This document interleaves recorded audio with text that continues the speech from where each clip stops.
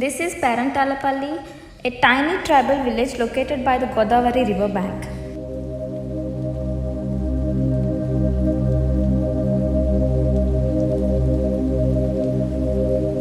Due to the recent floods and increased levels of river water, this village was flooded and the people in this village has evacuated to the hilltops surrounding the village.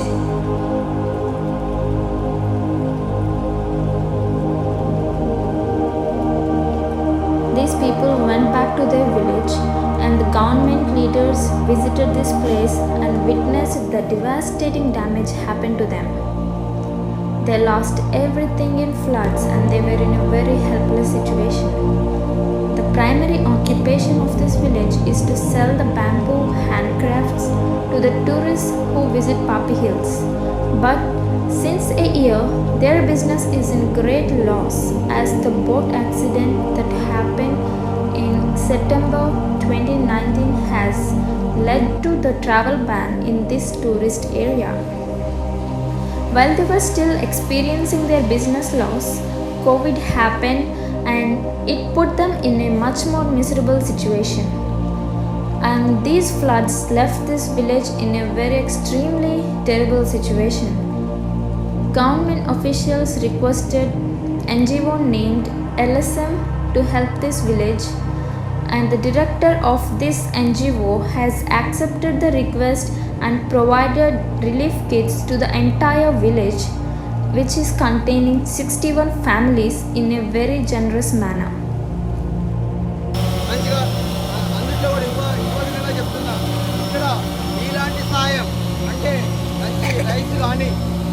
చక్కని rice 20 కేజీల rice 2 దుప్పట్లు కూరగాయలు నిత్యావసర సరుకులు మీకు కనీసం 4 రోజులు సరిపోను వస్తువులు మనకి పంపించడం వారికి పేరున నా తరపున మీ గ్రామం తరపున వారికి ధన్యవాదాలు తెలియజేసుకుంటా ఉన్నాను.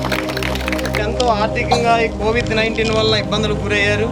మరి ప్రేమ గారు తెలియజేసిన రీతిగా మరి గవర్నమెంట్ అధికారులు అలాగే ఎమ్మెల్యే గారు కూడా మీ పట్ల ఎంతో బాధ్యతను తీసుకొని మరి మీకు సహాయాన్ని అందించాలి అని చెప్పి మమ్మల్ని కోరడం జరిగింది. తర్వాత ఈ యొక్క COVID-19 వల్ల భారతదేశము అలాగే ప్రపంచం అంతా ఒక్కసారి తలక్రిందులు అయిపోవడం జరిగింది. ముఖ్యంగా కాపర్ డ్యామ్ అనేది ఒకటి నిర్మించడం వల్ల తారాస్థాయిలో 63 అడుగులు వాటర్ లేవడం, 10,000 కుటుంబాలు 90 గ్రామాలు ఇలా పోలవరం నియోజకవర్గంలో వేలేరుకోవడం మండలానికి దరిదాపుల్లో ఉన్నటువంటి ప్రాంతాలన్నీ కూడా గురవడం జరిగింది. కాబట్టి LSM పరిచర్య ద్వారా మొదటగా మేము 300 కుటుంబాలకి కాట్కూరు కొమ్ము, నార్లవరం, తిరుమలపురంలో 300 కుటుంబాలకి 25 కేజీల రైసు, 12 రకాల కిరాణా సరుకులు, 10 రకాల కూరగాయలు అలాగే 2 దుప్పట్లు ఇవ్వడం జరిగిందమ్మ.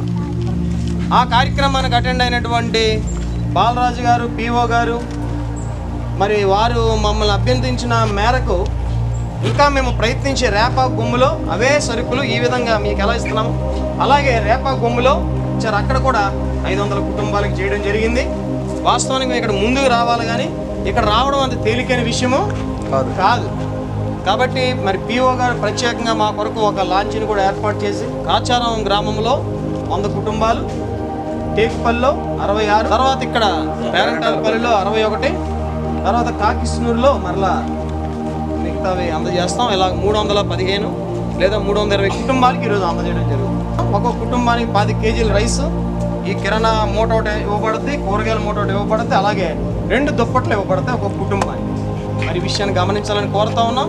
3 గ్రామాల్లో 300 కుటుంబాలకి, తర్వాత రేపా గుమ్మిలో 500 కుటుంబాలకి, తర్వాత ఈరోజు 4 గ్రామాల్లో 320 కుటుంబాలకి వెరసి ఒక 1100 కుటుంబాలకి ఏర్పాటు చేయడం జరిగింది. ఒక్కొక్క కిట్ విలువ 3,000 రూపాయలు, అడ్మినిస్ట్రేషన్తో కలిపితే 3,500 రూపాయలు.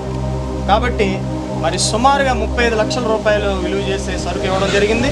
నాణ్యతలో కానీ, క్వాంటిటీలో కానీ, క్వాలిటీలో కానీ ఏమాత్రము తేడా లేకుండా అందించడం జరిగింది. Government officials requested NGO named LSM to help this village, and the director of this NGO has accepted the request and provided relief kits to the entire village, which is containing 61 families in a very generous manner.